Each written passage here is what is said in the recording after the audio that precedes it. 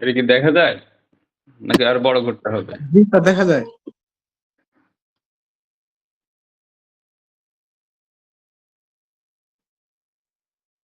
অথবা একটু বড় করি।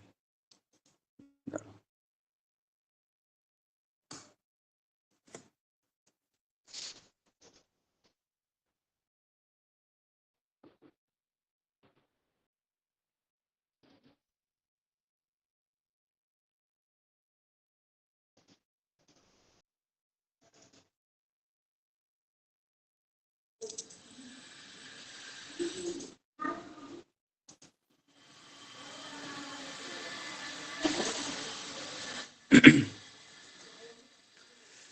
তো আমরা এখন পড়বো সাইটোস্কেলেটন।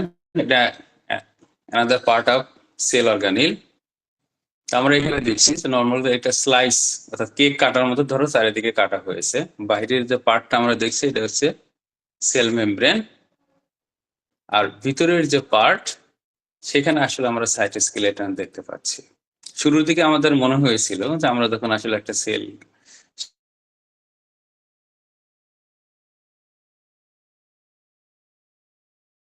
স্টাডি করেছি, মেমব্রেনটা আছে আর অর্গানেল গুলো একটা ফ্লুইডের ভিতরে সুন্দরভাবে সুবিন্যস্ত আছে, কিন্তু আসলে তা না।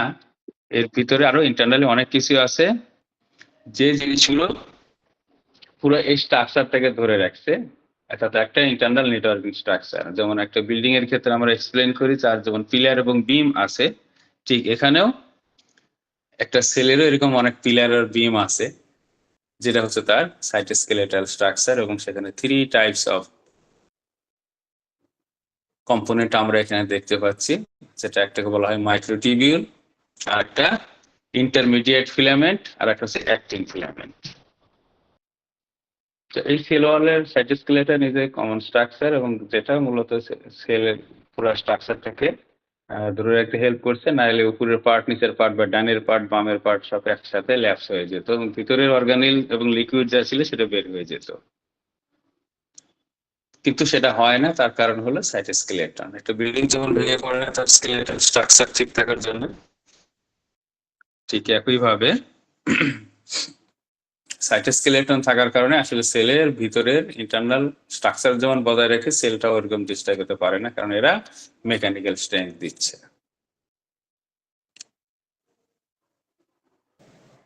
স্যার, একজন পার্সোনাল মেইল দিয়ে ঢুকতে চাচ্ছে, আপনার অ্যাপ্রুভাল চাচ্ছিল। পার্সোনাল মেইল,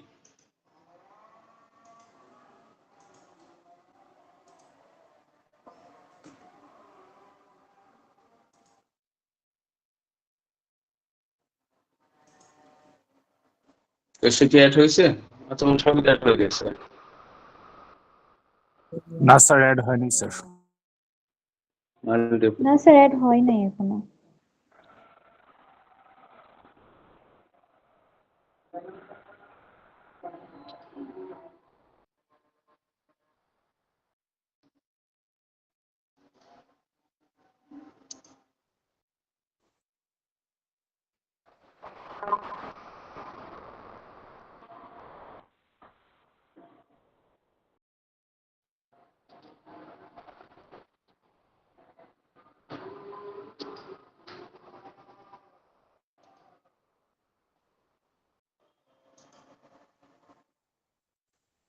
এটা এখন অপশন দেখছেন অ্যাড করার।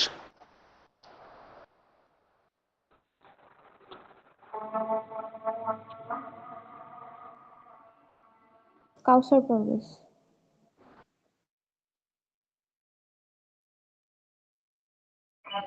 স্যার, ওই যে অ্যাডমিট এখানে। এখানে স্যার ডান সাইডে, স্যার ডান সাইডে ওই যে অ্যাডমিটেড। এখানে এখানে আচ্ছা, ওখানে দিয়ে দিলাম। ওকে,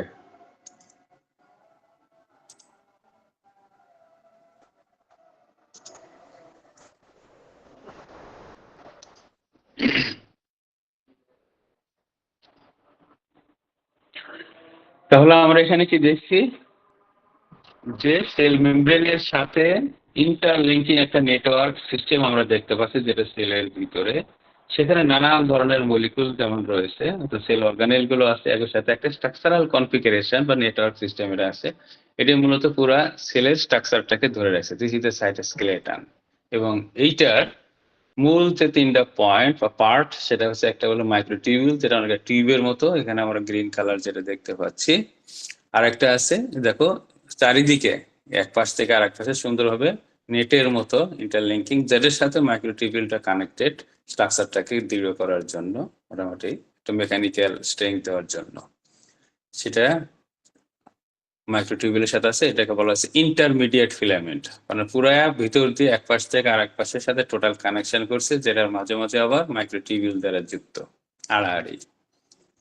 আর একটা আছে সেল মেমব্রেনের গা ঘেঁষে আছে, সেটাকে হচ্ছে অ্যাক্টিন ফিলামেন্ট। প্রত্যেকটা protein molecule, there is different kinds of protein, এবং সেই প্রোটিন মলিকুল গুলো একটার সাথে আরেকটা টোটাল নেটওয়ার্ক সিস্টেমের সাথে যুক্ত হয়ে একটা স্ট্রাকচারাল কনফিগারেশন সেলের তৈরি করছে, যেটাকে আমরা বলছি সাইটোস্কেলেটন বা স্কেলেটন অফ দ্য সেল। একটা বিল্ডিং এর স্ট্রাকচারাল কনফিগারেশনের মতোই বিম বা পিলার গুলো যেমন চারিদিক থেকে স্ট্রাকচারটাকে ধরে রাখে, এবং একইভাবে সাইটোস্কেলেটনের এই যে তিনটা major part, microtubule, actin filament, আর একটা হচ্ছে ইন্টারমিডিয়েট ফিলামেন্ট। অ্যাক্টিন ফিলামেন্টটা হচ্ছে পুরা ইন্টারনাল সেলের ভিতরের দিকে সেল মেমব্রেন ঘেঁষে এটা লেগে থাকে। যদি আমি একটা বাস্তব এক্সাম্পল দিই, ওই যে মশারির স্ট্রেংথ ধরে রাখার জন্য মশারির ভিতর দিয়ে ফিতার মতো 1.5 ইঞ্চি বা 1 ইঞ্চি চওড়া ফিতার মতো দিয়ে যেটা সেলাই করে দেয়, তোমাদের কি মনে পড়ে?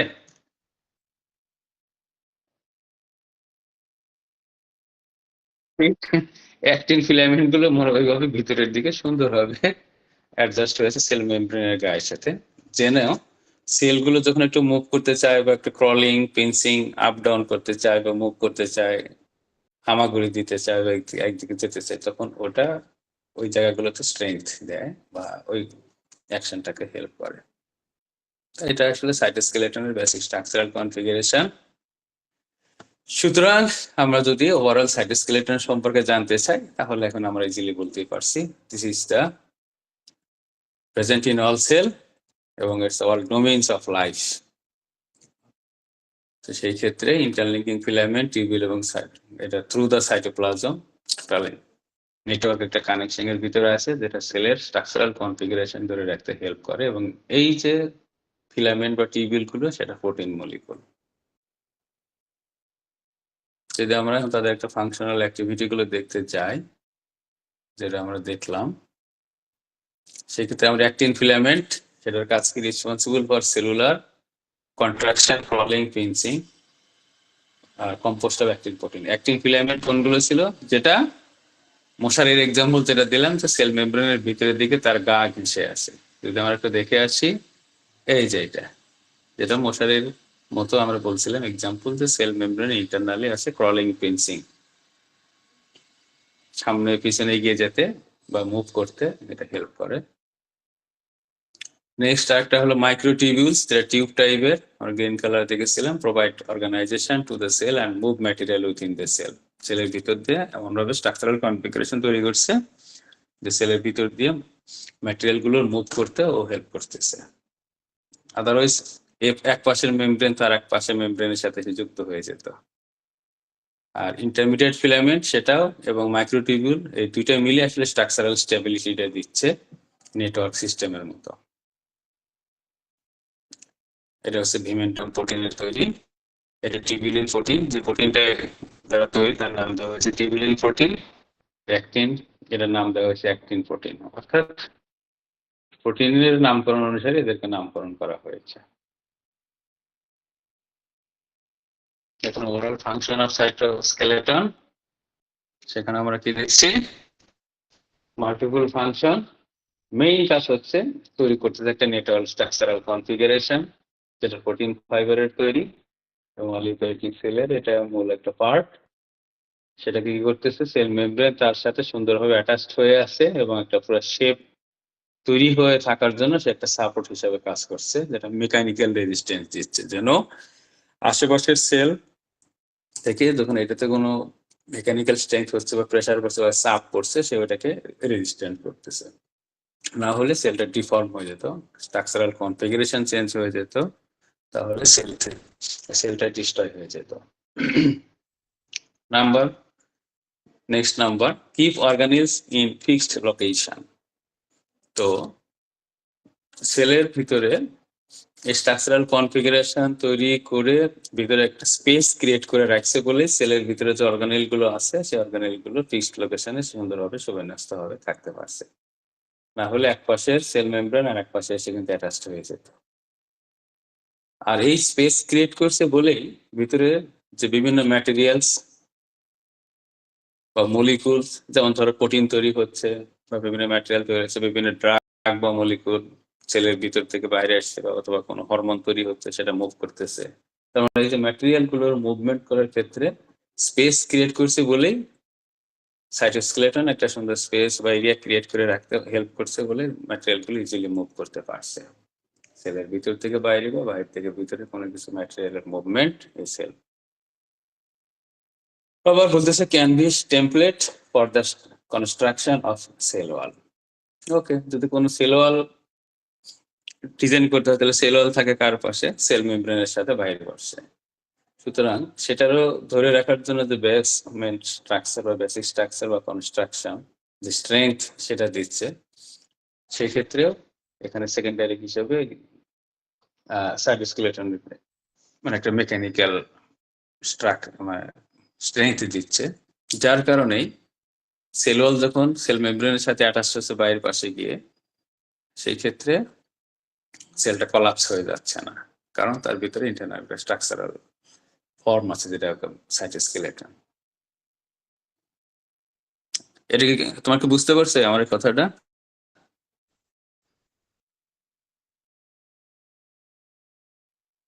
হ্যালো, জি স্যার।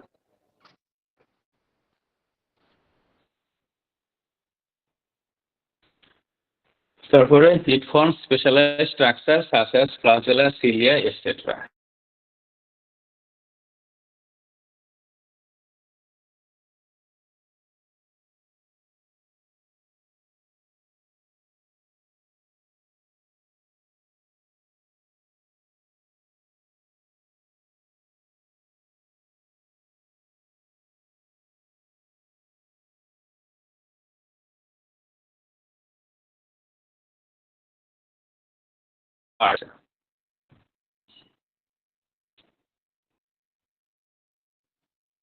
ওভারঅল সেলের স্ট্রাকচারাল কনফিগারেশন ধরে রাখা, মেকানিক্যাল স্ট্রেংথ দেওয়া, শেপটাকে ঠিক রাখা এবং ভিতরে অর্গানিল মলিকুল এগুলোর movement, overall configuration of cell ধরে রাখার ক্ষেত্রে সাইটোস্কেলেটন একটা গুরুত্বপূর্ণ ভূমিকা পালন করছে। আজকের পড়া আমরা এখানেই শেষ করবো, এখানে বলছি বেশি সময় নেব না। তাহলে আমরা সাইটোস্কেলেটন সম্পর্কে কি দেখলাম? এটা একটা স্ট্রাকচারাল কনফিগারেশন যেটা তিনটা প্রোটিন মলিকুল দ্বারা একটা নেটওয়ার্কিং সিস্টেম তৈরি করছে সেলের ভিতরে। সেই তিনটা মলিকুল, একটা হচ্ছে মাইক্রোটিবিউল, আর একটা অ্যাক্টিন ফিলামেন্ট, আর একটা ইন্টারমিডিয়েট ফিলামেন্ট। এবং এর ওভারঅল সেলের সাইটোস্কেলেটন স্ট্রাকচারাল কনফিগারেশন ধরে রয়েছে, যার কারণে internal part of the cell through the cytoplasm the networking system সেটাকে ধরে রাখার কারণেই সেলের স্ট্রাকচারাল কনফিগারেশন যেমন ঠিক থাকছে, ইন্টারনাল মলিকুল গুলো ঠিক থাকছে। সো আলাদাভাবে যদি তাদেরকে ফাংশনাল অ্যাক্টিভিটি গুলো দেখানো যায়, অ্যাক্টিন ফিলামেন্ট সেটা ক্রলিং, পিনসিং, হামাগুড়ি দিয়ে যাওয়ার মতো অবস্থা, সেই জায়গায় অ্যাক্টিন ফিলামেন্ট হেল্প করছে। এগুলো সব প্রোটিন মলিকুল। মাইক্রোটিবিউল এটা অর্গানাইজ, মাইক্রোটিবিউল এবং ইন্টারমিডিয়েট ফিলামেন্ট কম্বিনেশন একটা সুন্দর নেটওয়ার্কিং স্ট্রাকচারাল কনফিগারেশন দিচ্ছে, যার কারণে ভিতরের মলিকুলগুলোর মুভমেন্ট এবং স্ট্রাকচারাল কনফিগারেশন বা স্টেবিলিটি ধরে রাখার ক্ষেত্রে এরা গুরুত্বপূর্ণ ভূমিকা রাখছে। সো ওভারঅল ফাংশন আমরা দেখতে পাচ্ছি পুরা সেলের স্ট্রাকচারাল কনফিগারেশন ধরে রাখা, মেকানিক্যাল সাপোর্ট দিচ্ছে, ডিফরমেশনের হাত থেকে শেপটাকে ঠিক রাখছে, ভিতরের অর্গানেল গুলোকে ফিক্সড পজিশনে থাকতে হেল্প করছে, মলিকুলার মুভমেন্টে হেল্প করছে, এবং সেলের মেমব্রেনের বাইরে যদি এক্সট্রানিয়াস আরো কোনো প্রেসার সেখানে আসে, যেমন সেল ওয়াল যদি সেখানে কনস্ট্রাক্ট হতে যায়, তাহলে সেক্ষেত্রেও ওই মেকানিক্যাল যে প্রেশারটা সেটাকে রিমুভ করছে বা ওটাকে সাপোর্ট দিচ্ছে মূলত এই সাইটোস্কেলেটন।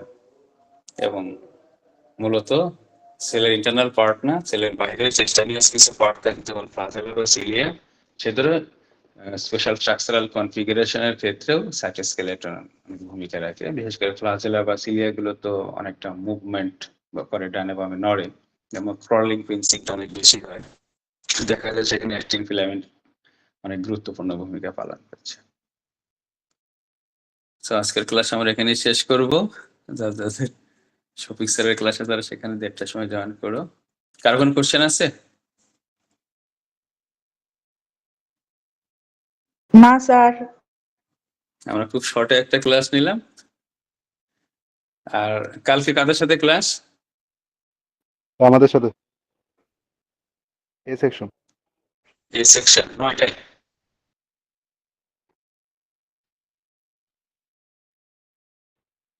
কালকে ক্লাসটা আমরা 9টায় শুরু করবো। ওকে, এ সেকশন। আচ্ছা স্যার, অ্যাটেন্ডেন্স